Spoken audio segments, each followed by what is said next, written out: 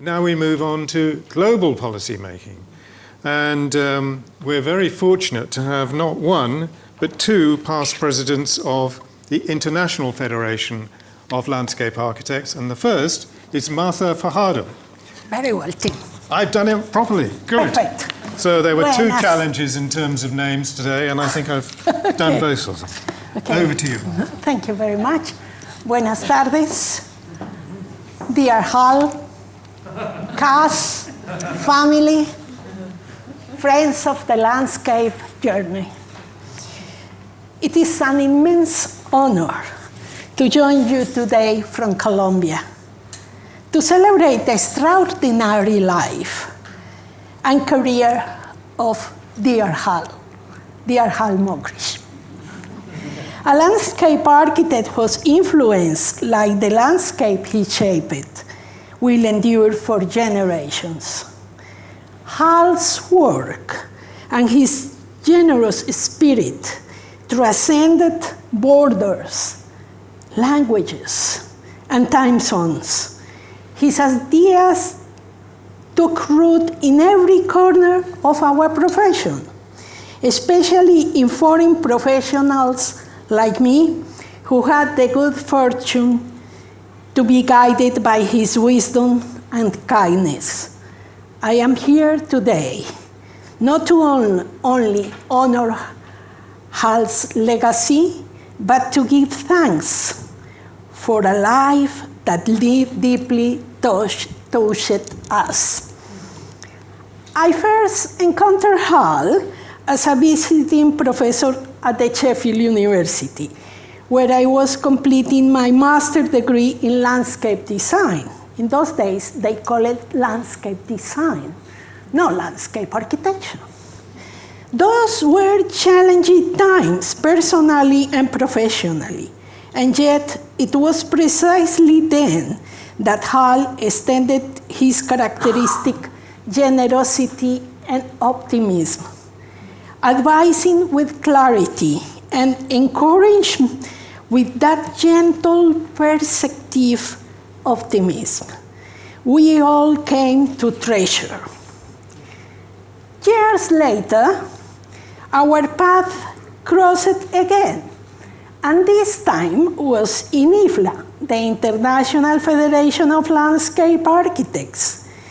There, we found ourselves as colleagues, working together to build a stronger, more inclusive, more impactful global organization. As president of IFLA, I have the privilege of working closely with Hal. He was not just a mentor. He was not just an advisor. He was half of what I have done successfully in IFLA. He was the compass that point us towards diplomacy, unity, and vision.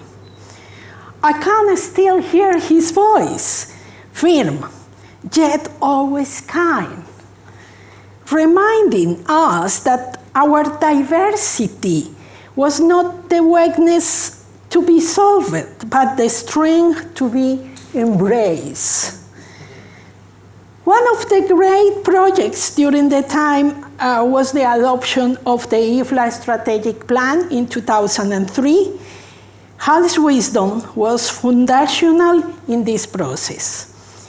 He helped us craft a vision for IFLA that was not only ambitious, but rooted in our shared values: equity, excellence, stewardship of the living world, the landscape as a living.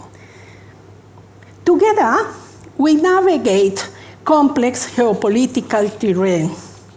I remember well how Hal diplomacy and tact were essential in facilitating the membership of the Chinese Society of Landscape Architects into IFLA in 2005. An enormous achievement that catalyzed a new era of growth and influence. It wasn't easy, not at all. There were tensions, negotiations, and delicate balance between history and hope. Hal believed in bridges, no borders. And thanks to this quiet leadership, those bridges still stand in IFLA. This journey, in fact, began much earlier. In 1991, at the IFLA World Congress in Bogota, Colombia, my land, Hal helped a crucial role in opening the door for IFLA to recognize all the three professional organizations from Taiwan, Hong Kong, and China. That bold step laid out the foundation of what will later become a truly global federation. Hal's insight and quiet determination were instrumental.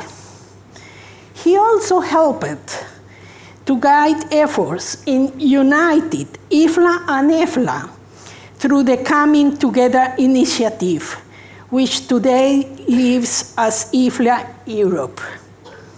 He strengthened our cooperation with UNESCO and the World Heritage Center.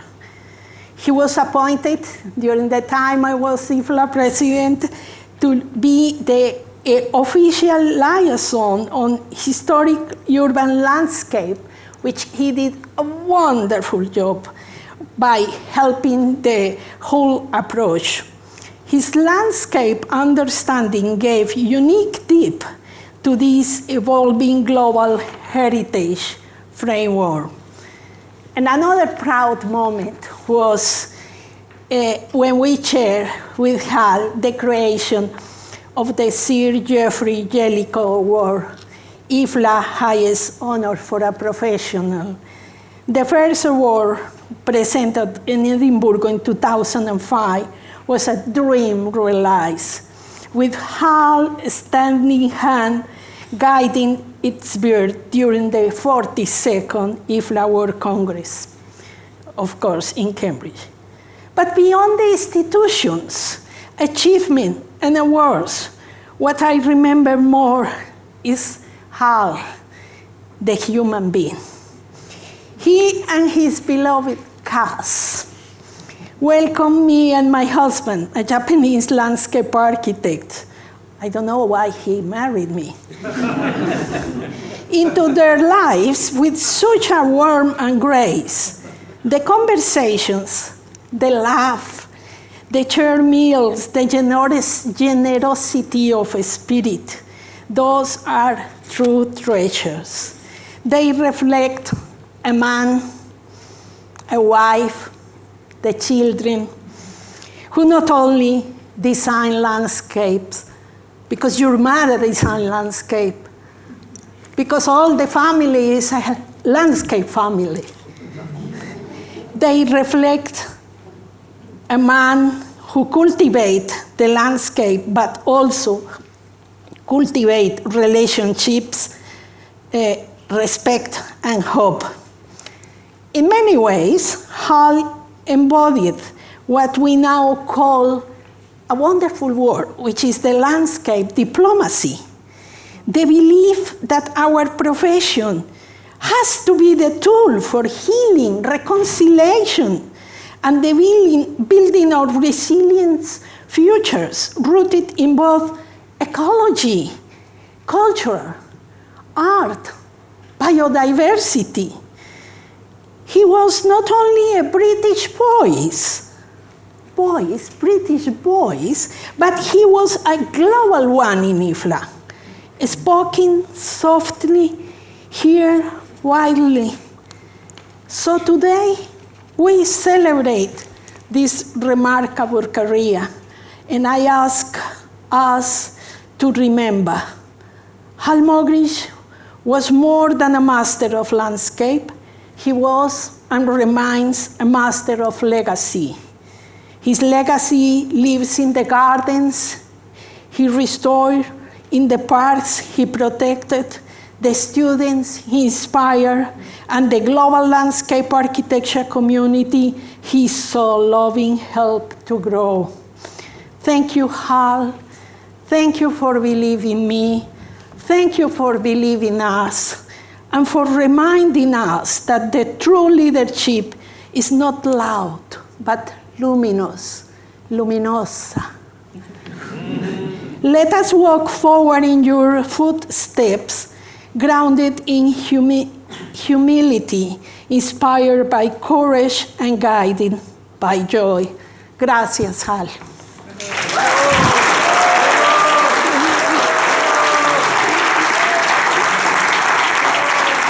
go and sit next to Hal on the other side.